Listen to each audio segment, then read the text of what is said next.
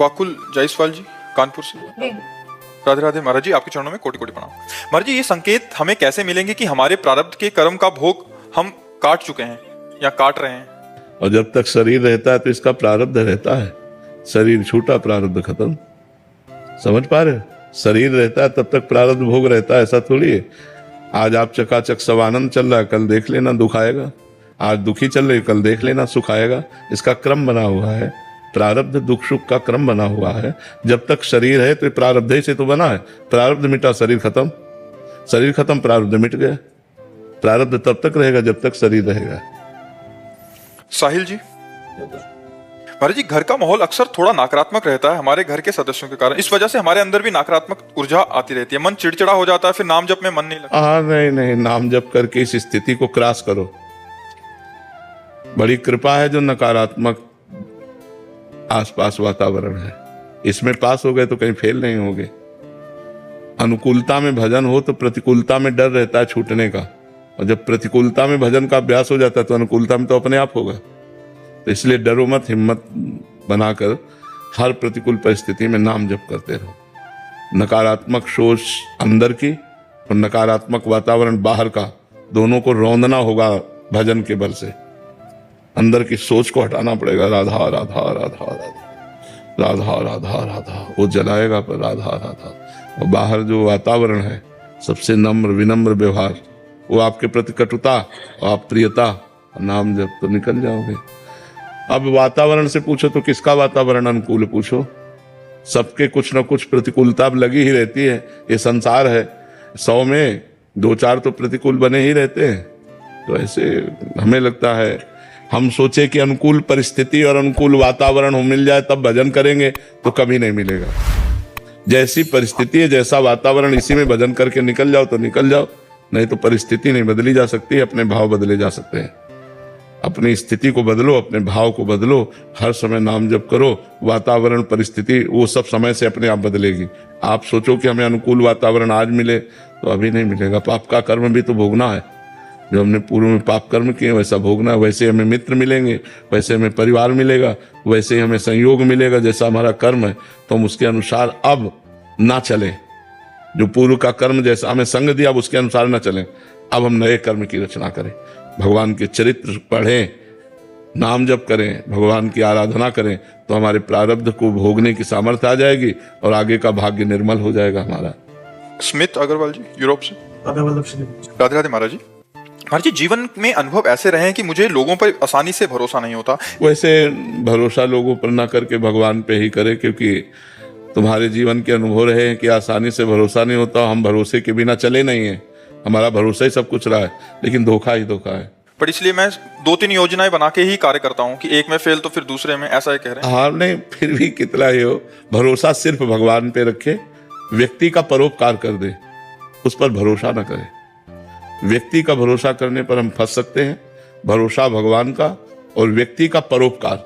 हम तुम्हारा हित करेंगे, तुम्हें सुख देंगे, तुम्हारा मंगल विधान करेंगे, पर हमें पलट कर तुमसे कुछ नहीं चाहिए, वो भगवान देंगे। तो सुखी रहोगे। अगर पलट कर चाहोगे तो दुखी हो जाओगे, क्योंकि यहाँ पलट कर तुम्हें दुख ही मिलेगा, कपट मिलेगा, छल मिलेगा। आप करोगे अच्छा और वो करेगा बुरा, तो आपको रोना पड़ेगा, आपको दुखी होना पड़ेगा। यहाँ तो ऐसे विश्वासी लोगों को बहुत जल्दी फंसा लिया जाता है और फिर बहुत टॉर्चर किया जाता है। आंतरिक छल कपट इस संसार का स्वरूप है। आप सीधे साधे सरल विश्वास कर लोगे, फंस जाओगे, आपको बेवकूफ माना जाएगा। आप हित कर रहे हो, वो आपको बेवकूफ मान रहा है। आप हित कर रहे हो, जानबूझ के हित कर रहे हो, तो परहित करो और विश्वास भगवान पे रखो, तो यहाँ चैन से रह सकते हो। नहीं, यहाँ बहुत विचित्र संसार है, बहुत विचित्र संसार है। यहाँ छल कपट का राज्य, विश्वास का नहीं। यहाँ कोई ऐसा नहीं कि हाथ मिलाकर, दिल से दिल मिलाकर हमारे साथ चल सके। हाथ मिलाएगा तो जेब देखेगा, दिल नहीं। और जब जेब कल तुम्हारी काम नहीं करेगी ना, वो तुमसे देखेगा भी नहीं, बात भी नहीं करेगा। आज का संसार ऐसा है। तो अक्सर ये दिमाग में आ जाता है कि पूरा जीवन तो गुजर गया है, अब कैसे श्री जी प्राप्ति हो। नहीं, एक नाम में भी आपका काम बन जाएगा। ये दिमाग में क्यों नहीं डालते हो कि जैसे हम बोला राधा मर गए तो राधा की प्राप्ति हो जाएगी। हमको अंतिम फाइनल पे पहुंचना है कि अब अंतिम समय, चूंकि अपने को पता नहीं है, मालूम नहीं है कि हम कब मरेंगे, तो हम हर समय राधा राधा कह रहे हैं, जब मरेंगे तब राधा राधा कह के मरेंगे तो हमें भगवत प्राप्ति हो जाएगी। जैसे अजामिल ने अपने पुत्र के बहाने नारायण नाम बुलाया तो अंतिम समय नारायण निकलने के कारण भगवत प्राप्ति उसे हुई। तो अगर हम अभी राधा बोलते हमारे प्राण निकल जाते तो भगवत प्राप्ति हो जाएगी। हमें चिंता नहीं करनी, हमें चिंतन करना है। ठीक है, जितना बचा हुआ जीवन है उसमें खूब नाम जप करो, इसी से भगवत प्राप्ति हो जाएगी। पूजा भारती जी मुंबई से। श्री हरिवंश। श्री हरिवंश महाराज जी। महाराज जी मेरा प्रश्न है कि भजन में प्रतिस्पर्धा उचित है क्या? ये ईर्ष्या तो नहीं है? मतलब दूसरे से प्रतिस्पर्धा करना कि ये ज्यादा भजन कर रहा है मेरे से, या मुझे भी उतना करना चाहिए? वैसे देखना ही नहीं चाहिए, विषय नहीं देखना चाहिए, अपने को देखना चाहिए। और अपना भजन कभी पूर्ण भी नहीं होता, कितना भी करो ऐसा लगता है कि अभी जैसा होना चाहिए वैसा नहीं हो रहा। हम दूसरे को क्यों देखें? भगवान उससे जैसा करवा रहे हैं वो वैसा कर रहा है। मान लो हम किसी का भजन देखेंगे तो किसी के दोष भी देखेंगे, फिर ठीक नहीं है। अपने अंदर से एक नियम बना ले कि हमारी श्वास प्रश्वास में भगवान का सुमिरन रहे, हमारा भजन ठीक चलता रहे, भगवान जिसको जितना करवा रहे हैं उतना हो रहा है। हमें लगता है ईर्ष्या भजन में भी करना ठीक नहीं है। और प्रतिस्पर्धा में अहंकार होता है कि अगर वो 20 माला कर रहा है तो मैं 22 माला करूंगी, तो अहंकार भजन नहीं होता। अहंकार गलित हो जाए वो भजन होता है। तो जो हमें लगे कि हमसे ज्यादा भजन करता है उसके हम पैर छुएं तो हमारा अहंकार चला जाएगा। हम उससे बढ़कर भजन करें, हमारी भावना बनी रहे, लेकिन ये भगवान का नाम जपता है इसलिए इसके हम भाव करें, उसको उससे द्वेष ना करें। जो हमारे प्रभु का नाम जप करने वाले हैं, अधिक से अधिक नाम जप करते हैं, हम उनका सम्मान करें, उनका आदर करें, उनको प्रणाम करें। उनसे ईर्ष्या करने या प्रतिस्पर्धा करने की तो हमें कोई बात ही समझ में नहीं आती। जो हमसे ऐसा लगता है कम भजन करते हैं उनको दुलार करें और इनका भजन बड़े भगवान से प्रार्थना करें। हमें लगता है हमसे ज्यादा भजन करते हैं तो हम उनका चरणामृत पिएं, उनके चरणों में प्रणाम करें, उनको नमस्कार करें क्योंकि महान भक्त हैं। तो दोनों तरफ हमारी अंदर कोई गंदी बात नहीं आई जो हमारे मन को गंदा कर सके, ना ईर्ष्या आए और ना लघुता आए। जो कम भजन करते हैं उन पर और भगवान सद्बुद्धि दें, इनका भजन बढ़े। ज्यादा भजन करते हैं उनको नमस्कार करते हैं। तो प्रतिस्पर्धा तो संसार में होती है, भजन में तो नहीं होती। पंकज जी सूरत से। श्री हरिवंश। महाराज जी हम ऐसा क्या करें जिससे हमारे गुरुजी हमारे अनुकूल रहें, वे हम पर प्रसन्न हो? उसे कुछ करो या ना करो, गुरु अनुकूल ही रहते हैं। गुरु कभी प्रतिकूल होते नहीं, पर प्रतिकूल जैसा रोल होता है। जब कभी हमको जहां हम आसक्त हैं वहां से अनासक्त करना होता है, हमें ऊंचे उठाना होता है। हम लोगों की एक मन की स्थिति ऐसी कि हम जहां हैं वहीं राजी रहते हैं। नहीं, जितना भजन चल रहा है, खान पान भोग विलास, तो उसी में राजी रहते हैं। हम आगे उन्नति नहीं चाहते अध्यात्म की, कि सर्वस्व का अंदर से त्याग हो और भगवान के चिंतन में हम डूबे। ऐसा हमारा लक्ष्य नहीं बन पाता। लक्ष्य बना रहता है खान पान, सबको खवाएं पियाएं, मौज मस्ती, एकदम ऐसे जीवन। तो भगवान फिर कृपा करते हैं और गुरुदेव के रूप में वो प्रतिकूलता देते हैं, या भगवान स्वयं प्रतिकूलता देते हैं। और वो प्रतिकूलता इतनी कड़वी है कि अब देखो, अभी पीछे के बैच में बताया कि नाम ही तो जप कर रहे थे ठाकुर हरिदास जी, और 22 बाजारों में मार कोड़े उनकी खाल खिंचवा ली। अब कौन भगत राजी होगा ये करवाने के लिए?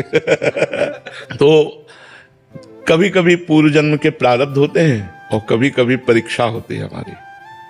तो इस मार्ग में अग्नि परीक्षा तो देनी ही होगी कि हे नाथ, हे शरीर आपका, प्राण आपका, मन आपका, तन आपका।